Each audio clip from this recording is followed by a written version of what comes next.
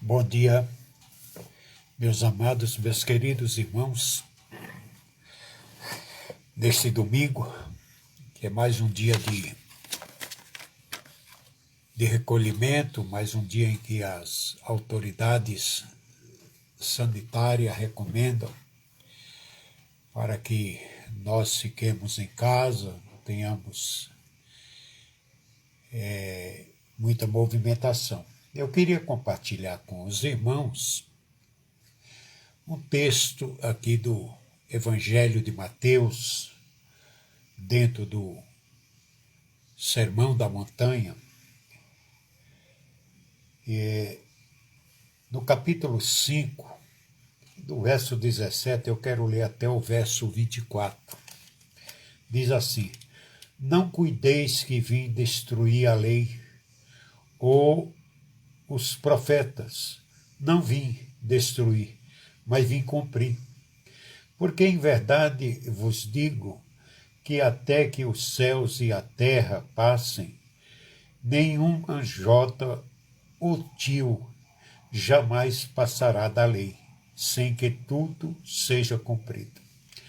Qualquer, pois, que violar um destes mandamentos, por menor que seja, e assim ensinar aos homens, será chamado o menor no reino dos céus. Aquele, porém, que os cumprir e ensinar, será chamado grande no reino dos céus. Porque vos digo que se a vossa justiça não exceder a dos escribas e fariseus, de modo nenhum entrareis no reino dos céus. Ouviste o que foi dito aos antigos: não matarás, mas qualquer que matar será réu de juízo.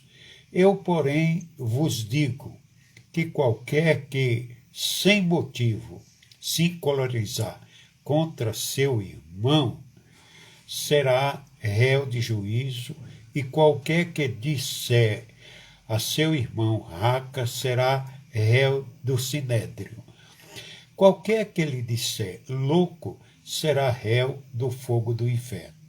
Portanto, se trouxeres a tua oferta ao altar, e aí te lembrares que teu irmão tem alguma coisa contra ti, deixa ali diante do altar a tua oferta e vai e reconcilia-te, primeiro com teu irmão, depois vem e apresenta a tua oferta.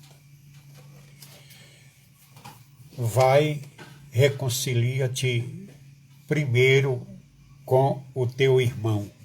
Sim, façamos em primeiro lugar o que em primeiro lugar deve ser feito. Antes de aceitar uma oferta, o Senhor olha para a mão que a oferece. Se esta mão vem maculada, se há nela o mínimo sinal de contaminação, a oferta é rejeitada. A palavra de Deus, em Isaías, capítulo 1, versículo 16, diz: Vai, lavai-vos e purificai-vos. Vai reconciliar primeiro com teu irmão, depois vem e apresenta a tua oferta. Esta palavra, ou estas palavras, explicam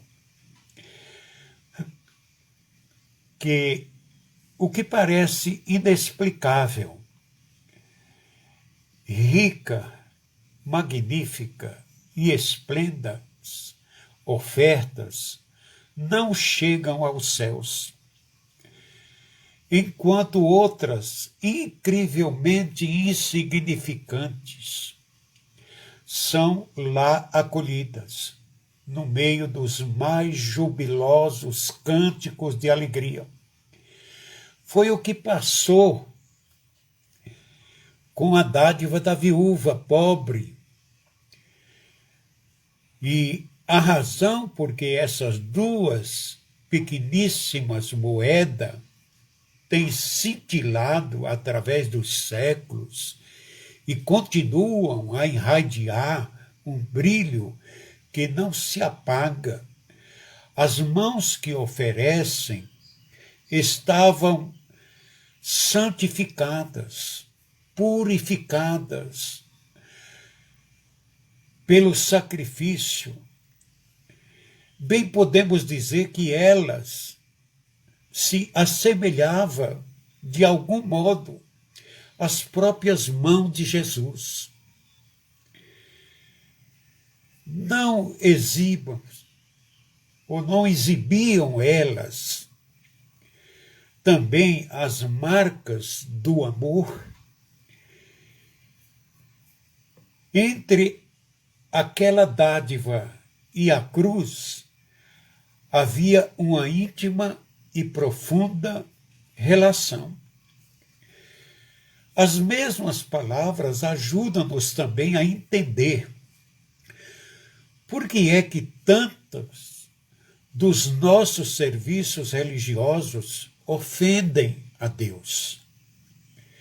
Quantas vezes vamos à igreja depois de termos posto a perder uma amizade, depois de violarmos o que é sagrado, de termos invadido a casa do nosso próximo e saqueado o seu tesouro, de termos sido injusto com alguém?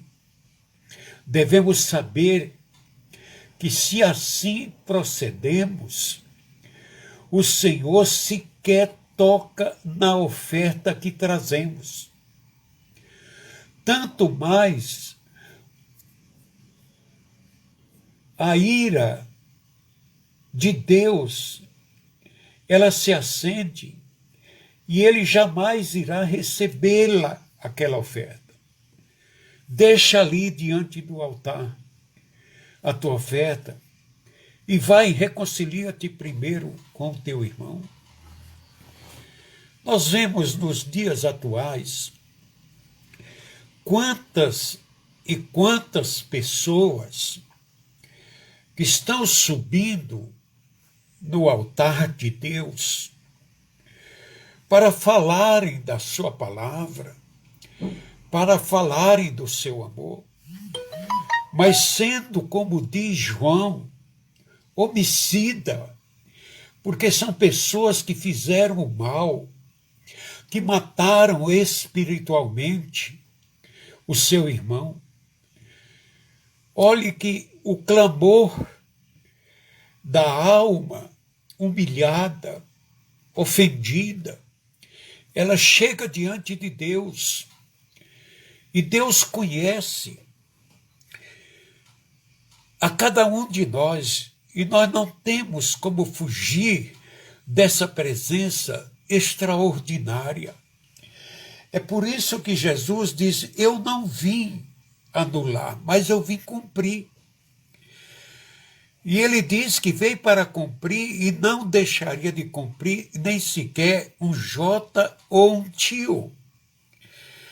Então, meu querido, não adianta você se achar no direito de fazer o que você faz ao seu próximo e depois chegar no altar e oferecer-se em oferta, em sacrifício a Deus, para ser um transmissor da sua palavra. Deus não está nem tomando conhecimento de você. Deus, há muito tempo, não te reconhece como um porta-voz dele. Porque a maldade que mora no teu coração, ela é antiga. E Deus, ainda você não se aproximou dele para se reconciliar, primeiramente com ele, pelo crime que você cometeu. Então Jesus está dizendo: ouviste o que foi dito aos antigos, não matarás, mas qualquer que matar será réu de juízo.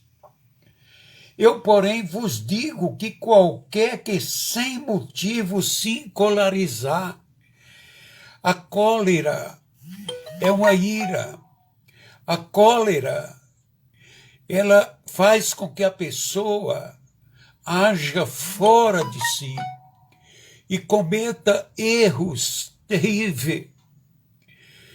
Não pense que Deus não te trará a juízo, Ele te trará a juízo. Não pense que pelo fato de você subir num púlpito, ou você ser pastor de uma igreja, ou presidente de uma igreja, ou presidente de uma organização religiosa, que você pode fazer o que você faz. Deus sabe e conhece todos os nossos passos e sabe a quem nós honramos e a quem nós desonramos. Vejam o que ocorre no mundo atualmente. A pandemia está sendo combatida, está sendo colocado nas nações, em todas elas, uma espécie de um lockdown, ou seja, um fechamento de tudo, para que as pessoas respeitem o seu próximo, para que não haja aglomeração, para que não haja transmissão do vírus. Aqui em São Paulo nós estamos no sistema vermelho, ou seja, só o que for essencial, só o que for aquilo que seja necessariamente ser feito, é que a pessoa pode sair de casa, não andar se aglomerando. Mas você está vendo o que acontece. Você está vendo as festas, os bailes, as reuniões, algumas igrejas evangélicas entupidas de gente, muitos sem máscara, muitos sem respeitar. Agora você pega isso e faz uma comparação com a ação de Deus na vida do ser humano. Deus coloca a sua palavra aqui dizendo que é para nós cumprirmos ela, é para nós atendermos o que ela nos transmite, o que ela nos ensina. E qual é a nossa posição? É de desobediência. E depois nós vamos dizer que somos cidadão do céu, que vamos morar no céu. É um engano, irmão. É um engano, meu querido. É um engano, meu irmão.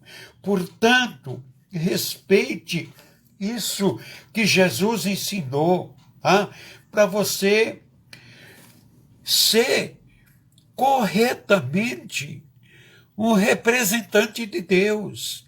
E quando você falar, os céus confirmaram a sua palavra.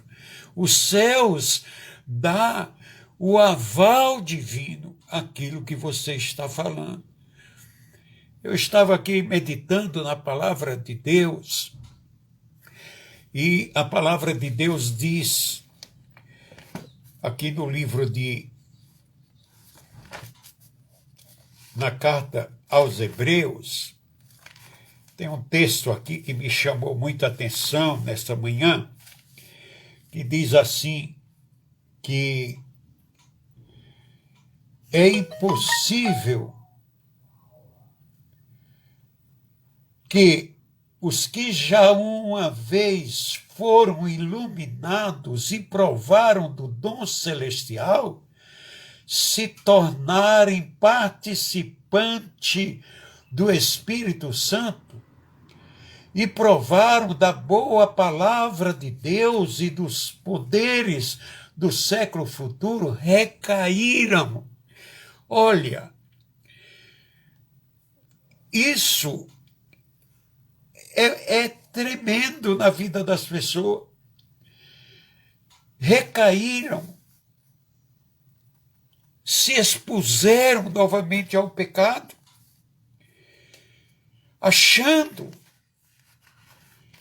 que pelo fato de irem a um altar e se apresentarem como ministro de Deus, isso vai fazer alguma coisa.